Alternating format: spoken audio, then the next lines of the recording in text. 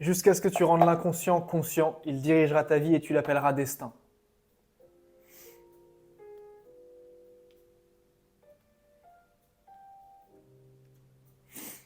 Aujourd'hui, tu as une certaine image de toi-même. Tu as une certaine identité qui s'est construite vis-à-vis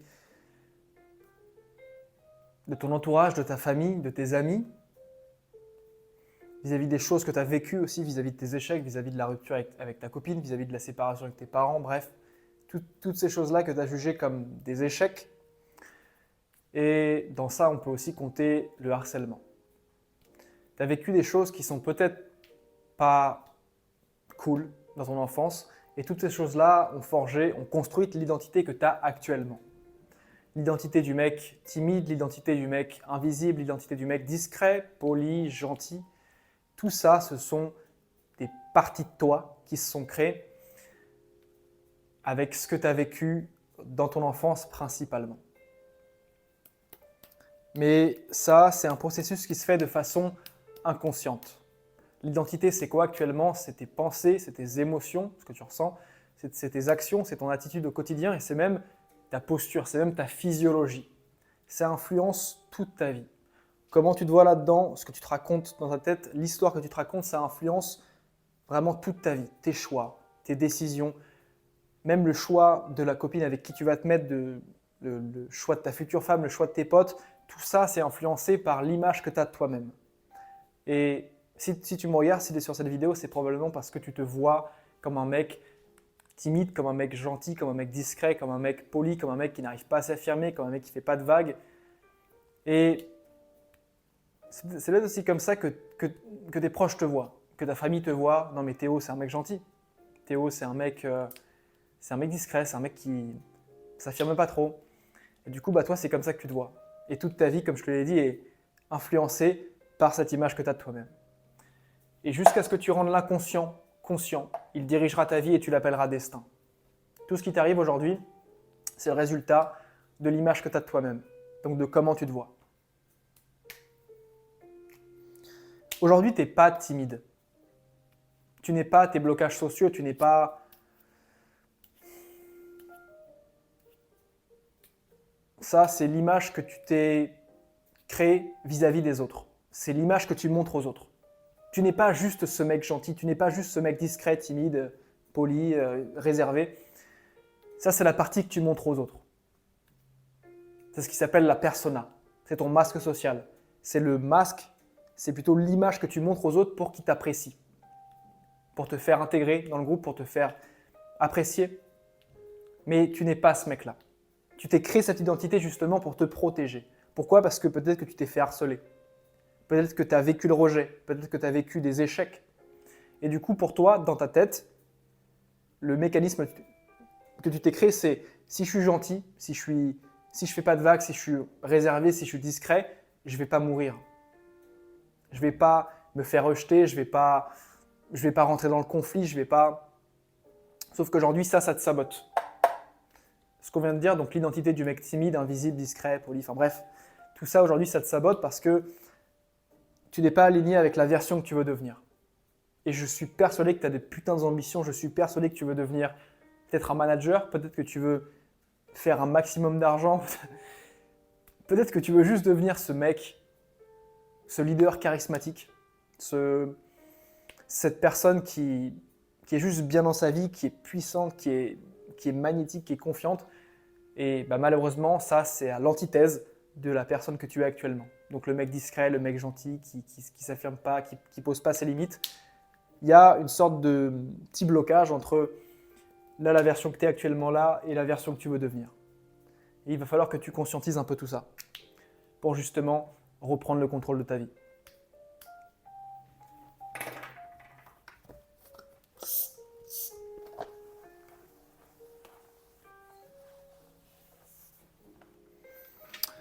Là, j'ai mis du petit jazz là, dans le background. Quand même plus relaxant.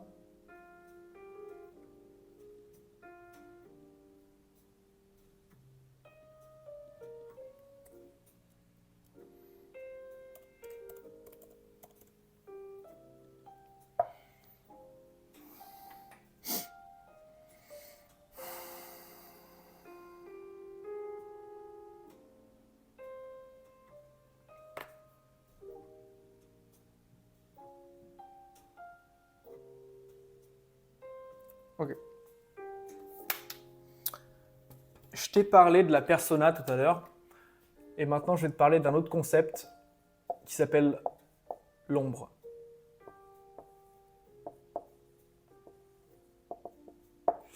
Tous ces concepts, ils viennent pas de moi, ils viennent de Carl Jung, que je t'invite grandement à aller lire. Recadrer. Ça y est, ça commence. Je commence à écrire comme une merde. Recadrer. Et. Voilà. Ok. Je t'ai parlé de la persona. Je t'ai dit que c'était ton masque social. L'identité que tu montres aux autres de toi-même pour te faire apprécier, pour te faire intégrer dans des groupes, tout ça. L'ombre, qu'est-ce que c'est? C'est l'opposé de cette personnalité.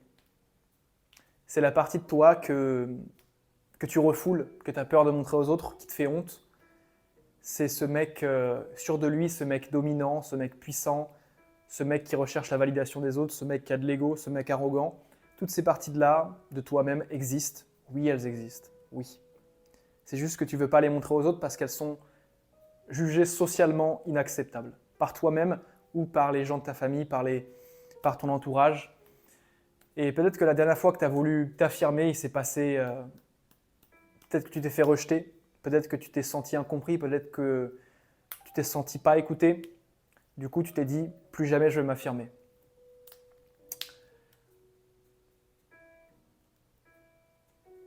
L'ombre, c'est tout ce que tu aimes et que tu refuses d'être. Tout ce que tu aimes et que tu refuses d'être. Je te laisse noter ça.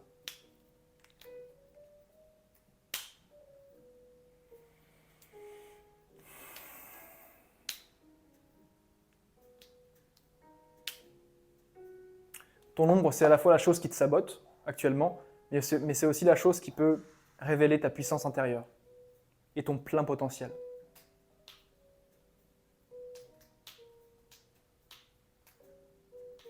Ton ombre, c'est tout ce que tu es, mais que tu refuses d'être en société. Parce que ton entourage a jugé ça socialement inacceptable. Ou toi-même. Je ne peux pas être confiant parce que les mecs confiants, c'est les mecs arrogants. Moi, je ne peux pas être prétentieux. Je ne peux pas avoir confiance en moi parce que la confiance en soi, c'est un truc de connard. C'est inconscient, encore une fois. Tout ce que tu aimes et que tu refuses d'être. T'es pas ce mec timide. Ce mec timide, c'est juste l'identité que tu t'es créée. Et là, je suis désolé si je me répète, mais je veux vraiment que ça rentre. C'est juste l'identité que tu t'es créée pour te faire apprécier des autres. C'est l'identité du mec qui a peur du rejet, qui a peur du conflit, qui n'arrive pas à s'affirmer, qui se fait marcher dessus, qui ne se fait pas respecter.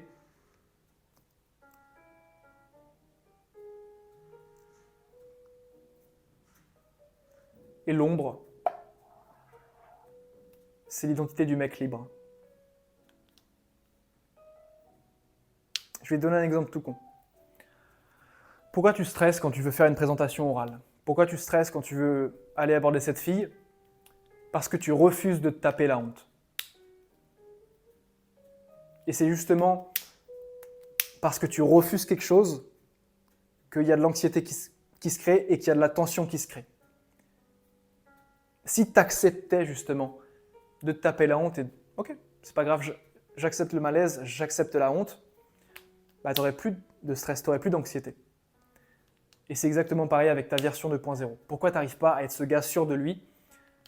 Parce que pour toi, être un gars sûr de lui, c'est dangereux.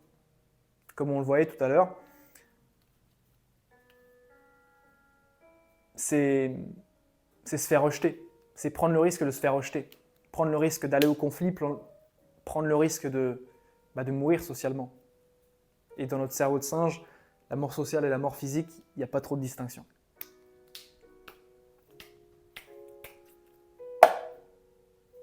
Comment identifier ton ombre?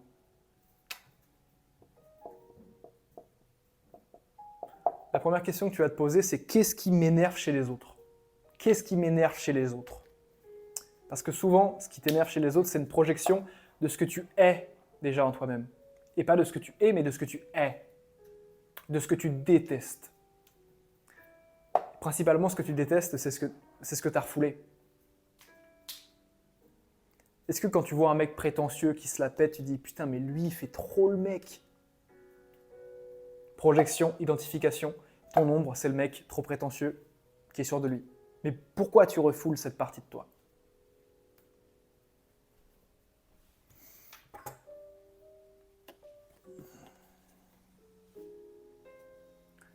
Tout ce que je suis en train de te lire là, c'est le doc que j'ai fait à mes élèves qui sont dans le projet Kalos.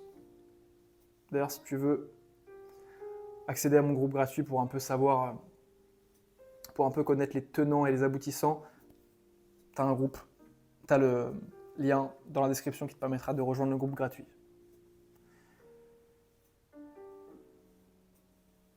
Quelle est la partie de toi qui te dérange ?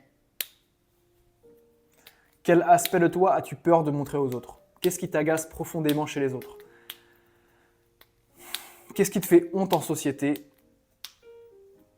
Et comme on le voyait tout à l'heure avec la projection, qu'est-ce qui t'énerve chez les autres ? Parce que souvent, ce qui t'énerve chez les autres, ce sera souvent le miroir de ce que tu nies en toi, donc de ce que tu refoules en toi. Je te laisse déjà répondre à ces deux questions. Qu'est-ce qui m'énerve chez les autres ?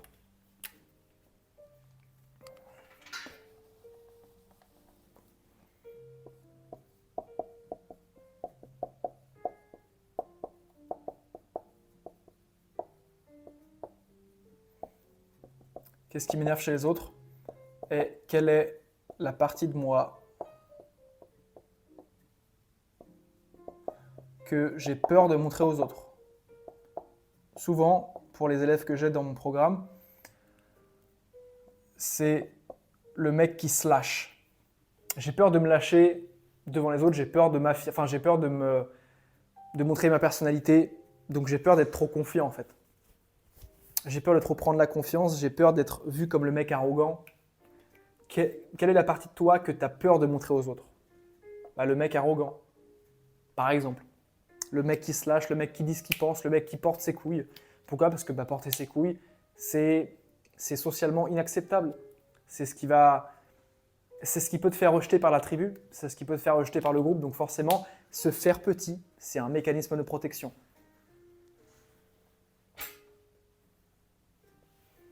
Une fois que tu auras identifié ton ombre,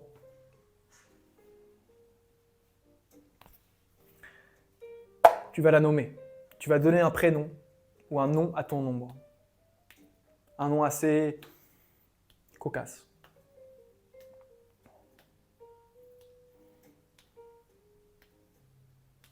Sois créatif. Tu vas lui donner un nom et pourquoi il faut que tu lui donnes un nom ? Parce que ça va te permettre de te désidentifier de ton identité actuelle. Et aussi juste de te dissocier de toutes ces... d'être libre, tout simplement. Ça va te permettre d'être libre. Ok, je ne suis plus ce mec timide. Je ne suis plus ce mec réservé. Je ne suis plus...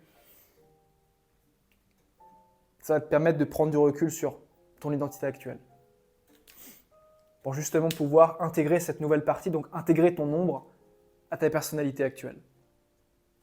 Donc tu ne vas pas juste passer du mec timide à ce mec confiant, tu vas rester ce mec timide, sauf que tu vas intégrer l'ombre, donc intégrer cette partie de toi qui est arrogante, qui est confiante à ton quotidien et à ta personnalité actuelle. Et c'est exactement ce qu'on va faire dans la 4e partie, donc l'incarnation. Tu me dis si tu arrives à suivre. Tu vas nommer ton ombre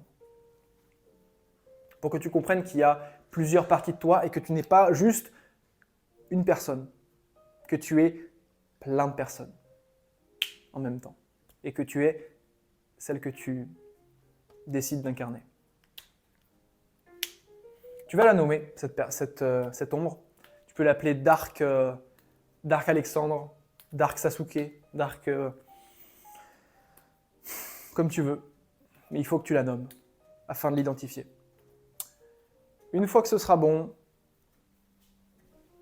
tu vas passer à la 3e partie s'appelle le recadrage.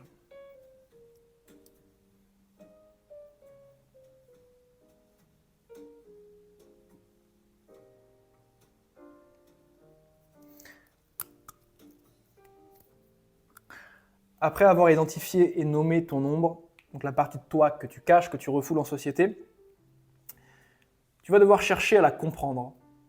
Comment elle agit, comment elle réfléchit, d'où elle vient, quelle est son origine. C'est une étape essentielle pour toujours avoir une longueur d'avance sur ton ombre. Parce qu'aujourd'hui, ton ombre, comme c'est la partie inconsciente de toi-même, elle a toujours une longueur d'avance sur toi. Toujours. Et dès que tu arrives à la repérer, dès que tu arrives à anticiper ses prochains mouvements,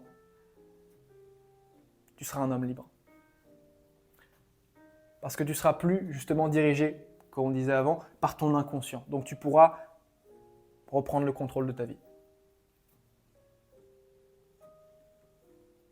Alors voilà quelques questions à te poser. Que veut cette partie de moi-même au fond ? Là, je te laisse noter. Tu as sûrement ton petit cahier ici. Que veut cette partie de moi-même au fond ? Et là, mec, tout ce que je te donne, c'est ce qu'il y a sur le doc que je donne à mes propres clients. Donc, c'est de la valeur.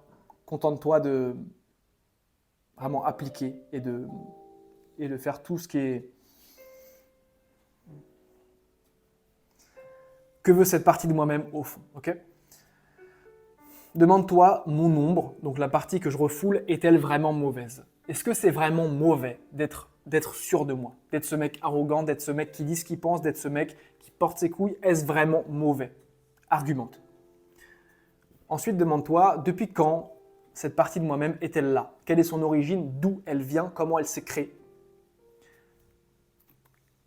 Souvent, du coup, comme je te dis, ce sera dans l'enfance. Ensuite, demande-toi, et ça c'est une question super puissante,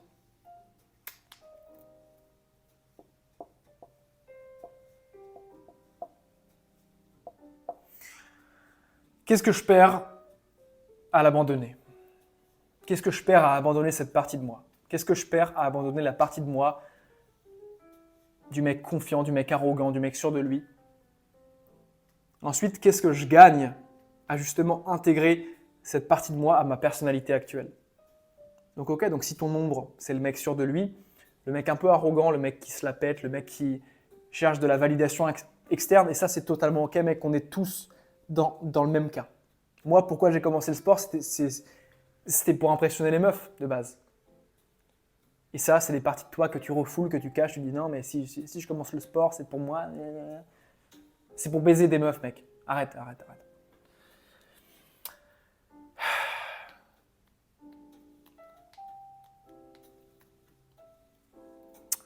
Qu'est-ce que je gagne à l'intégrer à ma personnalité ? Ensuite, demande-toi, si je lui laissais contrôler ma vie, donc si je laissais à cette partie de moi le contrôle total de ma vie, qu'est-ce qu'elle ferait ? Toutes ces questions, vraiment, prends ton temps, sois consciencieux, écris-les dans ton foutu cahier.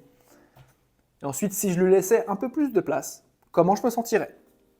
Si j'acceptais d'être un peu, de m'affirmer, de dire non, de poser mes limites au travail, dans mes relations personnelles, est-ce que je me sentirais plus respecté ? Est-ce que je me sentirais mieux ? Ensuite, comment pourrais-je lui faire un peu plus de place dans ma vie, tout en la contrôlant ? Je répète, comment pourrais-je faire un peu plus de place à cette partie de moi-même, tout en la contrôlant ? Comment je pourrais lui faire de la place ? Et normalement, tu te rendras compte que cette partie de toi ne veut pas ton mal intrinsèquement.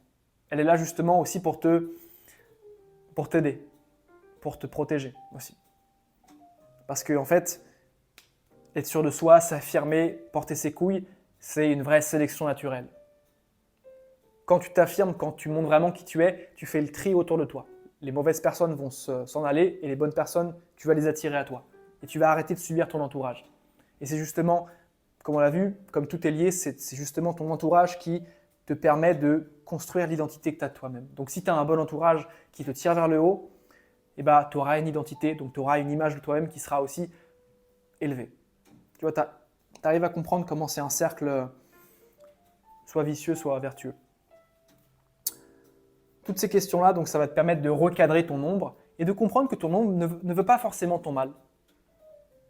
Et qu'en fait, la confiance en soi, ce n'est pas un truc de connard, c'est pas de l'arrogance, c'est quelque chose qui t'est vital. Sélection naturelle, encore une fois.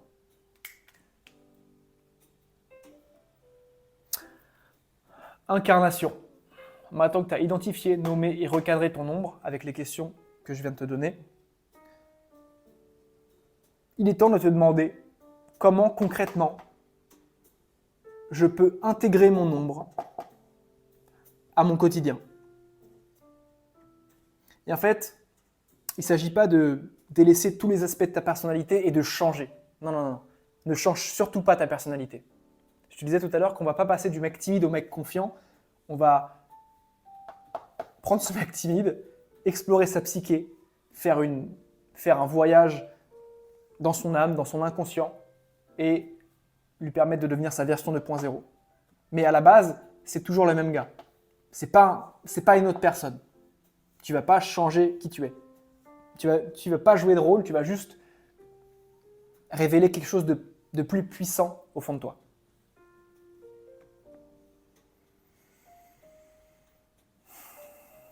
Mais comment faire, Pierre? Comment je peux incarner cette partie de moi confiante? Comment je peux incarner mon ombre?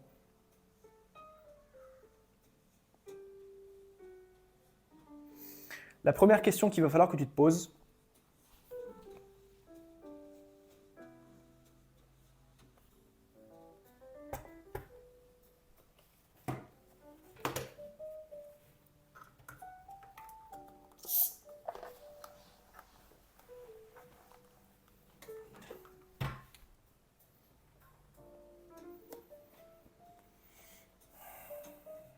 chaque matin, en te levant, quand tu te lèves,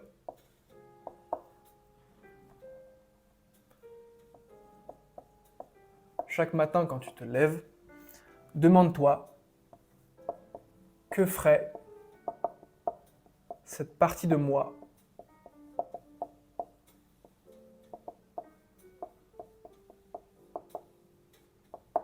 aujourd'hui? Que ferait cette partie de moi aujourd'hui? À quelle heure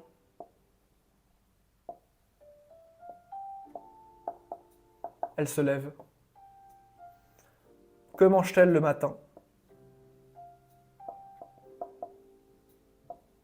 En fait, ce qu'il faut que tu fasses, c'est écrire des pages et des pages et documenter le quotidien de ta version 2.0. Et bien, t'es fou, tu vas trop loin. Comment font les architectes pour construire des tours, pour construire la tour Eiffel? Comment ça s'est passé? Il y a eu un architecte qui s'est dit « Ok, je veux que ça ressemble à ça », qui a pris son stylo, qui a pris une feuille et qui a fait un croquis. La tour Eiffel a déjà existé mentalement avant qu'elle existe physiquement. C'est exactement pareil avec ta version 2.0. Si le futur n'existe pas encore, c'est pour que tu puisses lui donner la forme que tu veux. Alors justement, prends une feuille et un stylo et donne-lui la forme que tu veux. Donne-lui la forme, donne cette forme à ta version 2.0 que tu veux.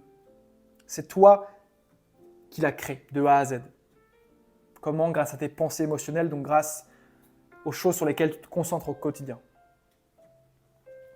Sois précis sur ce que tu veux et tu augmenteras tes chances de l'avoir.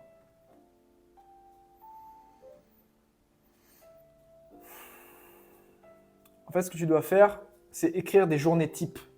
Écrire la journée type de ta version 2.0, donc de la personne que tu veux devenir. Documente tout ce qu'elle fait.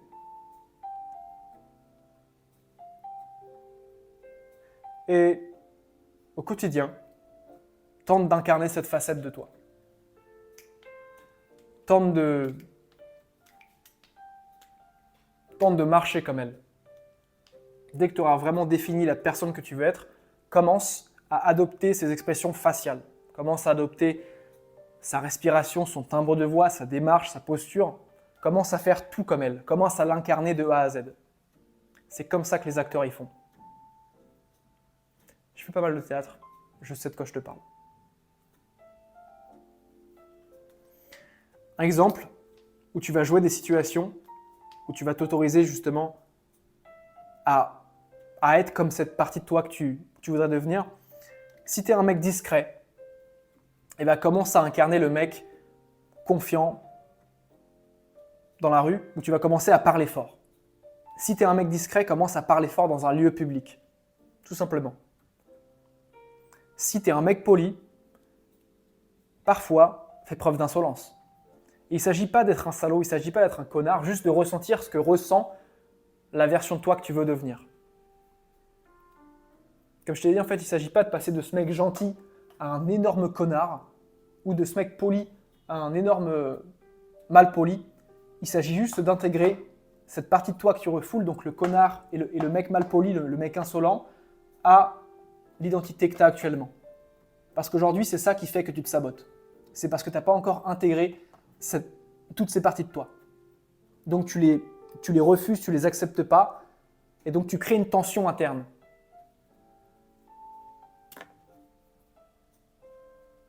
Une fois que tu sais, que tu connais la personne que tu veux devenir, commence à l'incarner au quotidien. Et même pas forcément dans les interactions sociales, parce que je sais que ça, c'est un peu le plus dur, entre guillemets, mais c'est même pas forcément le plus dur, parce que c'est juste le résultat de ton identité. Donc dès que tu auras changé ton identité, donc dès que tu seras déjà le mec confiant, le mec sûr de lui, bah, les actions vont juste découler de cette même identité. Action égale conséquence, identité égale cause. Change d'abord ton identité et tes actions suivront naturellement le cours. Et surtout, ressens ce que ressent ta version 2.0.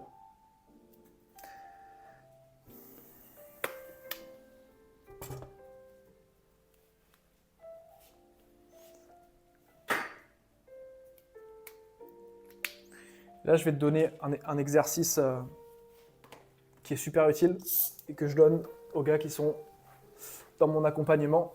Mais comme tu es resté jusqu'à ce moment de la vidéo, je vais te le donner parce que j'apprécie les gens.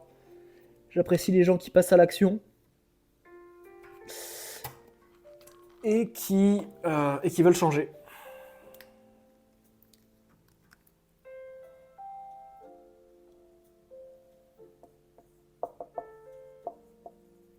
Ça, mon pote, c'est un exercice super puissant qui va te changer la vie.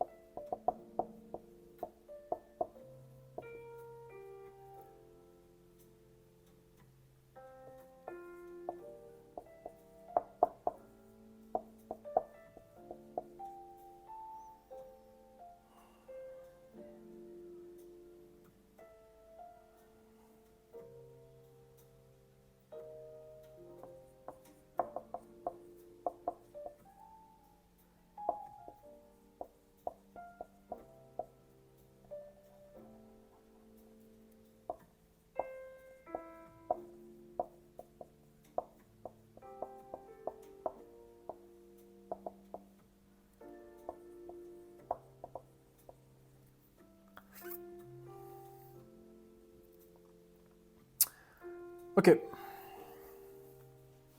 Alors voilà ce que tu vas faire.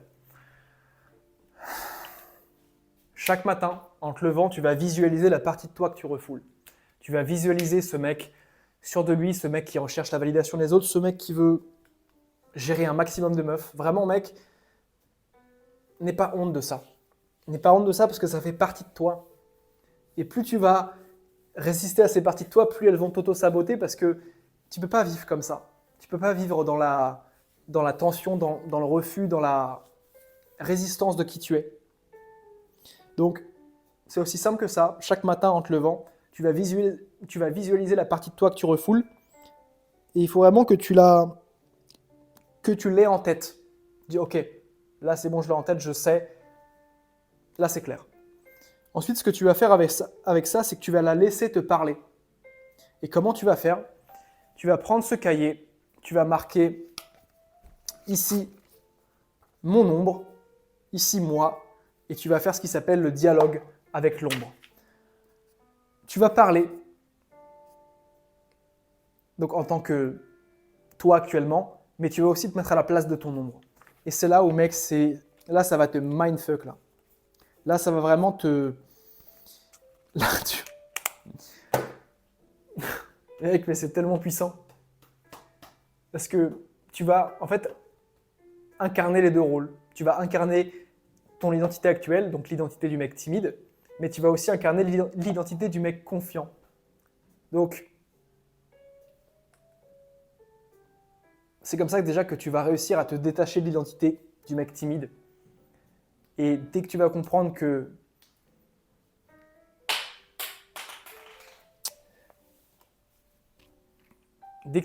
qu'en fait, c'est toi qui choisis l'identité que tu as envie d'incarner, mec, tu vas péter un câble.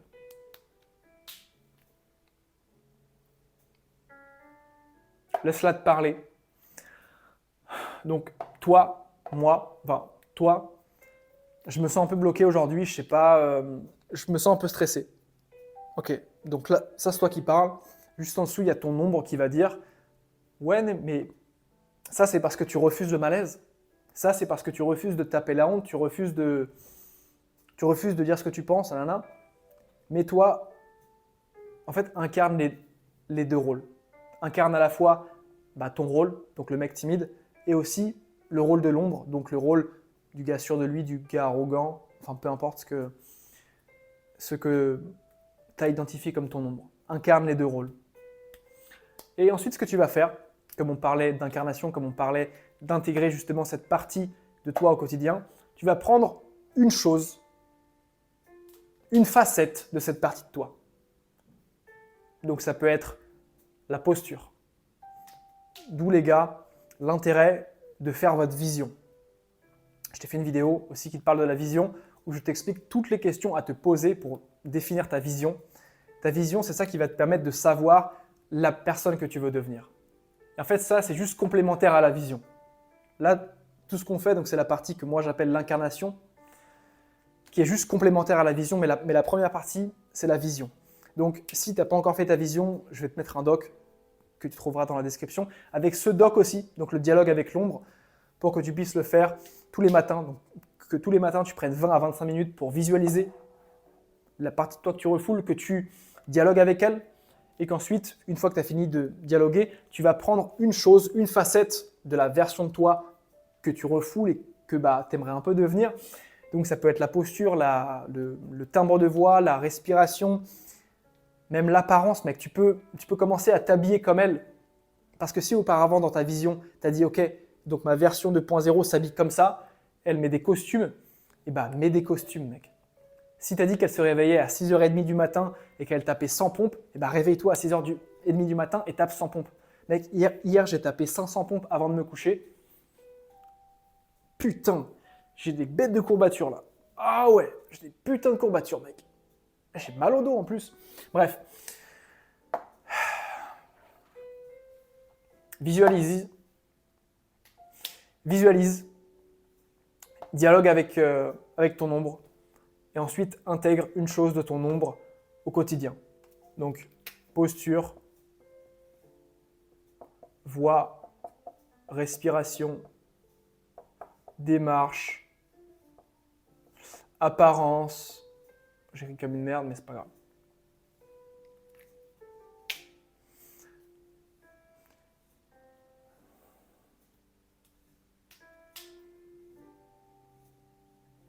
Comme je te dis aujourd'hui, tu es juste le produit de ce que tu incarnes au quotidien. Demande-toi toujours qui est-ce que je veux incarner et qui est-ce que j'incarne actuellement. Et si la personne que tu veux incarner et la personne que tu incarnes actuellement ne sont pas alignées, fais en sorte de les aligner.